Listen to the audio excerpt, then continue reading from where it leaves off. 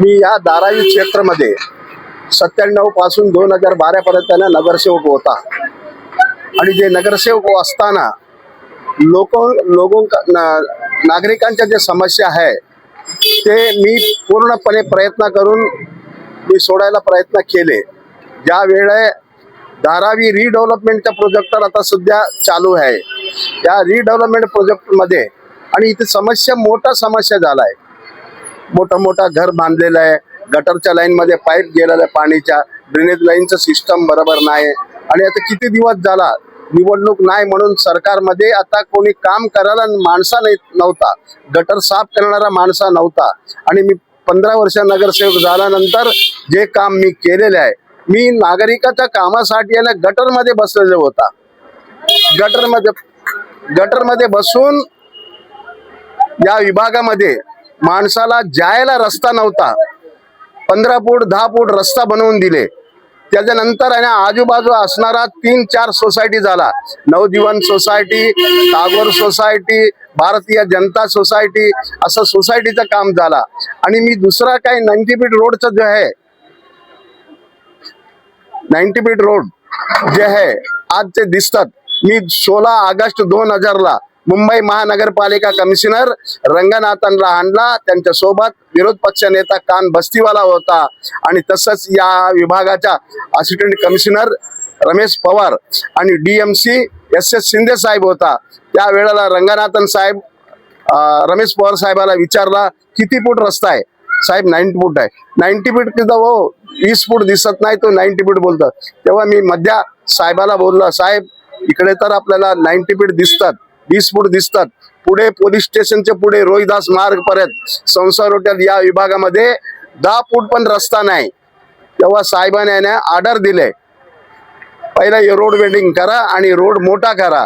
आणि तेव्हा रोड मोठा करताना मी साहेबाला विनंती केले, रंगनाथ साहेबाला, साहेब मी नवीन नगरसेवक आहे, आता निवडून आलेला आहे आणि माझं नाव खराब नाही झाला पाहिजे, माझ्या विनंती आहे कोणाला त्रास नाही झाला पाहिजे, काही चिंता करू नका।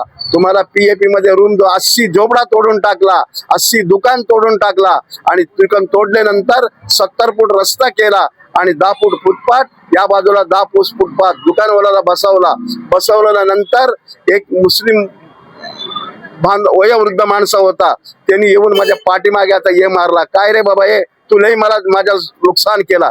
दादा काय केलंय, माझ्या 300 स्क्वेअर फीट दुकान होता, आता फक्त 70 फूट दुकान उरलेलं आहे आणि मी तुम्हाला शबाशी देतो याच्यासाठी।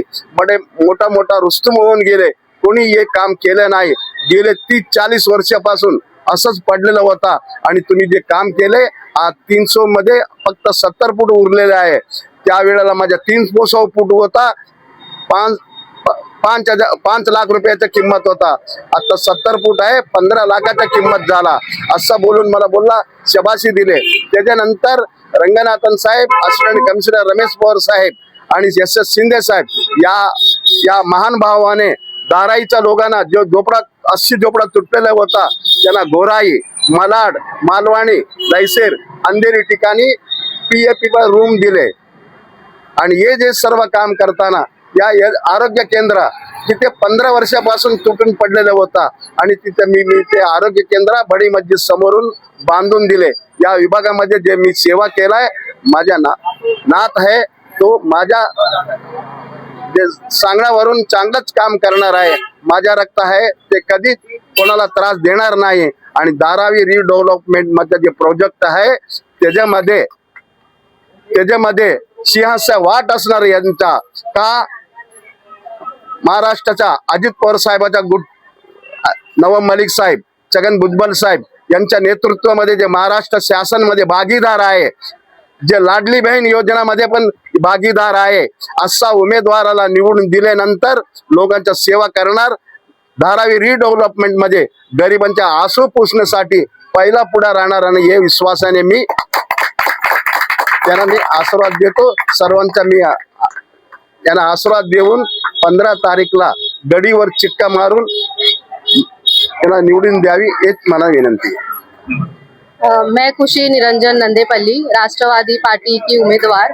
और जैसे कि लोग बोल रहे हैं बहुत सबसे यंगेस्ट, तो मैं जो मेन धारावी के प्रॉब्लम्स हैं जैसे साफ पानी, गटर का प्रॉब्लम, वो बहुत सालों से चल रहा है और आज भी वही प्रॉब्लम है। तो अगर लोग मुझे चुनते हैं और जो युवा मुझे चुनते हैं तो ये हम गारंटी दे सकते हैं कि लोगों की जो समस्या है वो दूर हो सके। और जो धारावी रिडेवलपमेंट का जो प्लान चल रहा है, जैसे कि मैं एक सिविल इंजीनियर हूँ, लोगों के हित में ही काम होगा, ये हम आपको आश्वासन दे सकते हैं।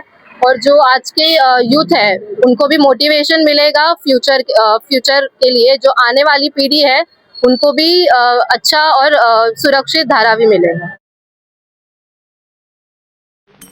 यशस्वी उद्योजकांची गाथा, काय होते त्यांच्या यशाचे रहस्य, काय होते त्यांच्या उद्योग जीवनातील अडचणी, कसे केले त्यांनी त्यावर मात, लवकरच घेऊन येत आहोत एपेक्स मीडिया प्रस्तुत मी उद्योजक, फक्त मी मराठीवर।